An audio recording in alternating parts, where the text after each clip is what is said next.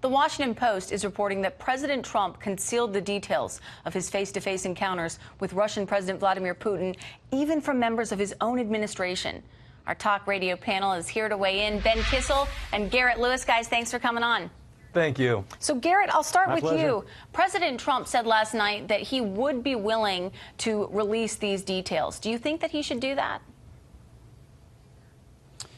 No, I think that these stories are just a complete distraction. I want the president to be focused on getting the wall built, on opening the government by making sure the border can be secured. I think these were just a couple of hit pieces, and the media is just desperate, along with the Democrats, hoping that if they throw something out there, it's just going to stick.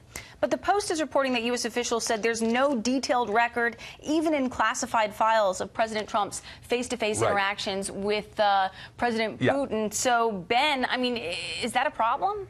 It absolutely is a problem. Donald Trump is less transparent than the steel slats he wants to put on the southern border. I think we have a better chance of seeing his tax returns than the transcript of what he talked about with Putin. And I want to point out here, let's go in the way back machine to 2012 when Barack Obama said, was talking to the then president of Russia, talking about how he'll have more flexibility after the election. The Republican Party freaked out. Now we have a president who cannot definitively say, no, I'm not working with the Russians as a Russian agent. The hypocrisy is disturbing. The blind allegiance is troubling. I think the American people deserve better. Well, President Trump and his allies say that, they believe that part of his desire for secrecy stems from all of the leaks that have been coming from the White House. So that's his defense, at least at this point in time. And in fact, Senator Lindsey Graham said that he'd like to know who leaked that report to the Post. I want to switch gears, guys, really quick, and I know we could talk about this forever, but I'd like to switch gears and just talk about some infighting that's happening within the Democratic Party, and specifically two Democratic senators, including Kamala Harris,